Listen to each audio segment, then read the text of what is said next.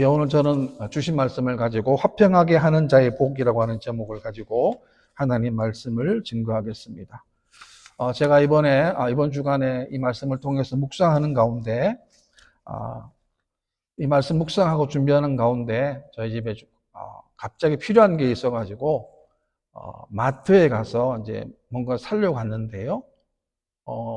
아침인데도 불구하고 참 사람들이 굉장히 많았습니다. 주차장에도 차들이 가득했어요. 주차할 데가 없어가지고 이제 어떤 분들이 이제 사가서 나오는 분들, 마트에 사고 나오는 분들이 오면은 거기 옆에서 기다리고 있다가 신호등 깜빡깜빡 있다가 그분이 이제 나가면 보통 차를 대고 그럴 정도로 차들이 많았어요. 저도 이제 돌다가 찾을 곳이 없어가지고 마침 어떤 분이 마트에서 나와가지고 이제 차를 보니까 이분이 이제 자기 산 짐을 자기 차에다 싣고 이제 나오기만 하면 제가 거기다가 주차하면 되는데, 제가 그분이 좀 늦게 많이 사서 잠시 기다리고 있는데 그분이 차를 싹 빼는데 갑자기 어떤 분이 제가 분명히 그 차 앞에다 차를 대고 기다리는 걸 신호를 해놓고 했는데 갑자기 그분이 싹 들어가는 거예요. 그래서 저는 뭐지 이게 그런 생각하고 있었는데 보니까 연세가 많으신 할아버지셨어요. 할아버지 할머니셨는데 뭐 그럴 수 있죠. 그러니까 저는 이제 또 다른 데 돌아야 되지 않습니까? 마침 또 제 뒤에 다른 곳에도 어떤 분이 나와가지고 마트에서 이제 자기 짐을 싣고 있길래 제가 거기다 주차를 했습니다. 그런데 이제 제가 그 안에 이제 들어가서 이제 물건을 몇 개 살려 보는데 보통 거기는 출입구로부터 해가지고 일직선입니다. 거기는 직진만 해서 이렇게 올 수 있는 그런 환경의 그건데요. 근데 그분 할아버지 할머니를 또 만나는 거예요. 그 안에서도. 제가 분명히 그분을 얼굴을 봐서 만났는데 매장 안에서 또 그분을 또 만난 거예요. 그 큰 매장인데 그분을 만난 걸 보고 제가 뭘 느꼈냐면, 남과 화평해서 하는 것이 정말 쉽지 않구나, 수월하지 않구나라는 사실을 제가 그때 깨달았습니다. 여러분, 지금도 전쟁하고 있습니다. 러시아와 우크라이나가 지금도 전쟁하고 있고, 또 최근에 이스라엘과 하마스가 전쟁하고 있지 않습니까? 이 전쟁은 천문학적인 비용이 드는 거예요. 우리가 엄청난 비용을 들여서 지금도 전쟁하고 있습니다. 물론 이유는 다 있죠. 정치적인 이유도 있고 또 경제적인 이유도 있지만, 이런 이유를 통해서 수많은 피해, 수많은 어려움들을 지금 우리가 겪고 있다라고 하는 거예요. 이런 시대 가운데 우리가 화평하게 사는 것이 어떤 것인가 본문에서 말씀하고 있는데, 9절 말씀 다시 보시게 되면 화평하게 하는 자는 복이 있나니 그들이 하나님의 아들이라 일컬음을 받을 것이며 라고 했습니다. 여러분, 화평이라는 단어는 잘 아시는 대로 샬롬이라는 단어이고 또 에이레네라고 하는 단어인데요. 이 단어의 뜻은 뭐냐면 하나님과 우리와의 사이에 반목이 없고 또 죄가 하나님과 우리와의 사이를 가로막지 않는다는 그런 뜻의 단어인 것입니다. 다시 말하면 이 화평은 하나님의 보호 아래 사는 삶을 의미하는 것입니다. 왜 화평해야 됩니까? 그것은 인간은 관계적인 존재이기 때문에 그렇습니다. 우리 인간은 누구를 만나는가, 어떤 만남을 가지는가에 따라 그 인생이 달라질 수 있기 때문에 그렇습니다. 저는 본문에서 두 가지로 교훈을 얻고자 하는데, 첫 번째는 우리가 이 땅에서 먼저는 하나님과 화목해야 한다는 것입니다. 왜냐하면 하나님은 우리 인생의 주관자가 되시기 때문에 그렇습니다. 하나님 우리의 생명의 주관자가 되십니다. 하나님 인간을 만드실 때 다른 동물들과는 다르게 인간들에게는 생기를 불어넣어 주신 거예요. 그래서 우리가 하나님을 예배할 수 있고 하나님 만날 수 있고 하나님께 기도할 수 있는 것은 우리들에게 하나님이 생기를 넣어 주셨기 때문에 가능한 겁니다. 이사야 42장 말씀에도 보게 되면 이 백성은 내가 나를 위하여 지었나니 나를 찬송하게 하려 함이라 라고 했습니다. 무슨 말입니까? 우리가 하나님을 예배하는 것, 예배하도록 하나님을 만나도록 하기 위해서 하나님이 우리를 땅에 인간으로 창조하신 거예요. 우리가 얼마나 빨리 지나갑니까? 벌써 오늘이 10월 마지막 주니까 오늘 지나면 이제 올해도 2달밖에 남지 않았습니다. 우리는 왜 예배를 드립니까? 우리가 한 주간 살아가지만 이 예배를 통해서 하나님을 더 깊이 묵상하는 시간이 되고 하나님 말씀이 무엇인지, 하나님의 계획이 무엇인지, 하나님 뜻이 무엇인지를 다시 한번 더 깊이 고민하고 생각하는 시간을 우리는 예배를 통해서 가지게 되는 것입니다. 예배를 통해서 우리는 인생의 방향과 목적을, 방향과 속도를 다시 한번 확인하는 거예요. 우리가 듣지 않습니까? 인생에는 속도보다 방향이 중요하다는 거 맞습니다. 속도보다 방향이 정말 중요하죠. 그렇다면 방향을 잡았다고 한다면 이제는 뭐가 중요하겠습니까? 속도입니다.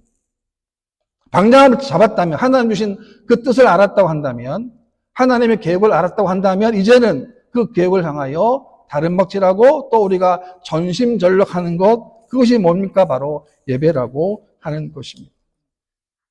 불행하게 인간은 범죄로 말미암아 하나님과의 관계가 깨어지고 말았습니다. 에덴 동산에서 아담과 하와가 하나님과의 언약을 깨뜨리고 말았습니다. 그들은 교묘한 사단의 꾀임에 넘어가고 말았습니다. 창세기 보게 되면 아담과 하와가 잘못한 게 뭐냐면 그들은 보지 말아야 될 것을 본 거예요. 또 하나 뭐냐면 듣지 말아야 할 것을 들은 거예요. 인생의 승리의 비결이 여기 있는 거예요. 바꿔 얘기하면 우리가 이 땅에서 반드시 보아야 할 것을 보아야 합니다. 그리고 우리가 이 땅에서 반드시 들어야 할 것을 들어야만 이 땅에서 우리가 승리하고 하나님의 축복을 받는 삶이 되는 것입니다. 근데 불행하게도 아담과 하와는 보지 말아야 될 것을 보았고 또 하나 듣지 않아야 될 것을 들었기 때문에 사단의 교묘한 꾀임에 넘어가고 말았던 것입니다. 인간은 저로 말미암아 하나님의 진노의 대상이 되고 말았습니다. 인간의 저로 말미암아 하나님과의 관계도 인간과의 관계도 자연 만물과의 관계도 깨뜨리고 말았던 것입니다. 인간의 범죄는 그 어떤 것으로도 해결할 수가 없는 거예요. 오로지 예수 그리스도의 십자가의 보배로운 피로만이 우리가 다시금 하나님과 화목하게 되는 겁니다. 로마서 5장 말씀 보게 되면 그러므로 우리가 믿음으로 말미암아 믿음으로 의롭다 하심을 받았으니 우리 주 예수 그리스도로 말미암아 하나님과 화평을 누리자라고 했습니다. 우리는 믿음으로 의롭다함을 받았습니다. 의인이 된 거예요. 이제는 우리가 의인이 되었기 때문에 하나님과 화평의 관계를 누릴 수 있는 은혜를 하나님이 허락해 주신 겁니다. 왜냐하면 예수님의 십자가의 그 보배로운 피가 우리의 모든 죄의 문제를 해결했기 때문에 그렇습니다.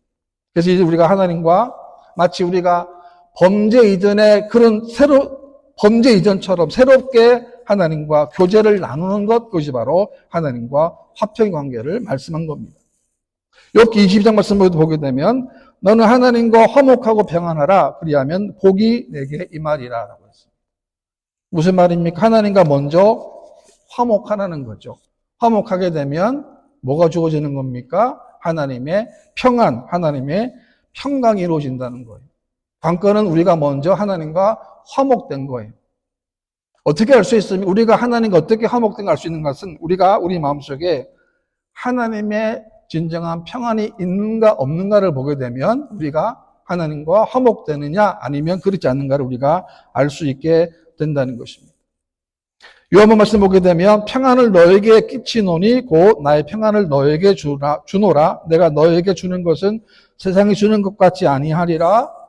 너희는 마음에 근심하지도 말고 두려워하지도 말라라고 했습니다. 예수님이 주시는 평안이 뭐냐면 세상이 주는 것과는 다른 평안을 주신다는 거예요.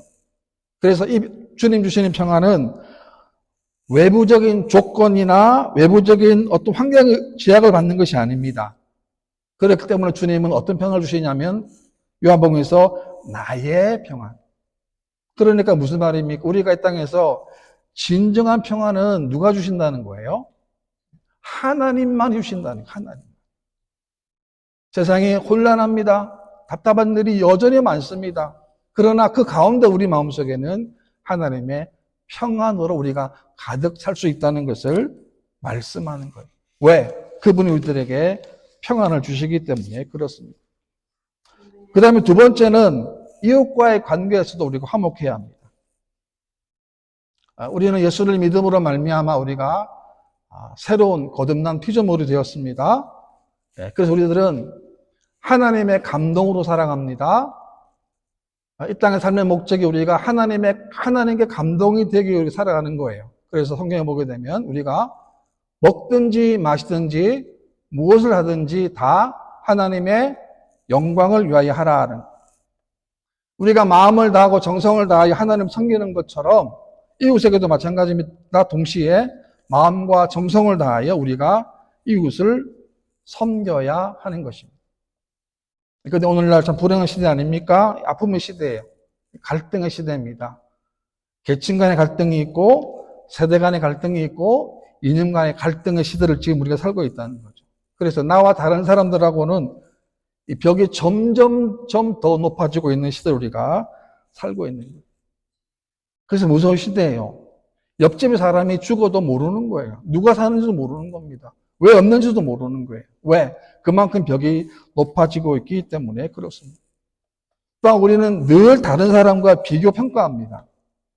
자신도 평가하지만 또 다른 사람들에 의해서도 자신이 평가를 받게 되는 거예요. 그러니까 언제나 불안합니다. 그래서 오늘 시대는 한마디로 얘기하면 이 아픔의 시대라는 거예요. 빌립보 2장 말씀 보게 되면 아무 일에든지 다툼과 허영으로 하지 말고 오직 겸손한 마음으로 각각 자기보다 남을 낮게 여기고. 우리는 이 땅에서 화목하려면 각각 다른 사람을 나보다 낮게 여기는 거예요. 왠지 아세요? 모든 사람은 나보다 나은 부분이 분명히 있기 때문에 그래요. 모든 사람들 마찬가지. 그러니까 모든 사람들 우리는 다 선생으로 또 선생님으로도 교훈으로 삼아야 하는 겁니다. 제가 최근에 제 생일을 맞이해서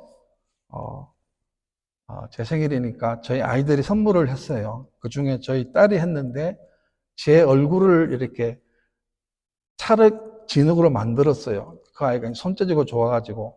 근데 머리가 정말 하나도 없이 이렇게 만들었어요. 근데 제가 이제 카톡에 올린 것은 앞모습인데 진짜는 뒷모습이에요. 뒷모습이 정말 저 사람 너무나 비슷하게 만들었어요. 그래서 참 이 사람의 이 손재주라는 게 참 너무나 신기하는구나. 제가 그게 서기만 하면 갖고 싶은데 이게 서지를 못해요. 눕혀놨는데 그렇습니다. 세상 모든 사람들은 우리가 다 배울 것이 다 있다는 거예요. 우리가 다른 사람 화목하려면 다른 사람을 나보다 더 낮게 여기는 마음으로 대해야 우리가 다른 사람과 화목할 수 있다는 겁니다. 고린도후서 5장 말씀에 보게 되면 모든 것이 하나님께로부터 났으며 그가 그리스도로 말미암아 우리를 자기와 화목하게 하시고 또 우리에게 화목하게 하는 직분을 주셨으니라고 했어요. 굉장히 중요한 거예요. 이 무슨 말이냐면 예수 안 믿어도 얼마든지 화목할 수 있어요. 서로 기분 좋게 한단하면서 그렇게 할 수 있는데 성경에 말씀하는 화목은 그런 정도의 화목이 아니에요. 어떤 화목입니까? 여기서 말하는 화목인 직분이 뭐냐면 그에게 화목의 말씀을 전하라는 거예요. 에베소 말씀에 보게 되면 그 복음을 평안의 복음이라고 했습니다. 그러니까 우리는 어떠냐면 그냥 의좋게 사이좋게 그런 그 정도가 아니라 그 사람이 예수를 믿고 그 사람이 영접하고 새로운 주님과 화목하게 하는 것, 그까지 가라는 것이 바로 예수님 말씀하신 화목이라고 하는 것입니다.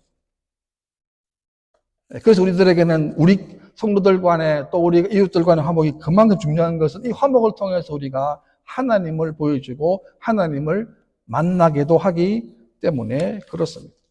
로마 12장 말씀 보게 되면 아무에게도 악을 악으로 갚지 말고 모든 사람 앞에서 선한 일을 도모하라라는 거예요. 모든 사람입니다. 어떤 사람일까요? 까다로운 사람도 있고 얄미운 사람도 있고 정말 염치한 사람도 있습니다. 그런 사람들까지라도 어떻게 해요? 서로 화목하고 서로 사랑하라는 거예요. 우리 신약 성경 가운데 빌레몬서를 보게 되면 빌레몬서 한 장짜리인데요.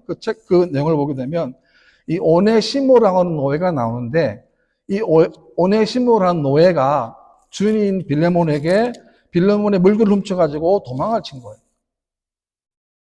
예. 그리고 자기 신분을 숨겨가지고 로마에까지 탈출을 했는데 그곳에서 바울을 만난 거예요.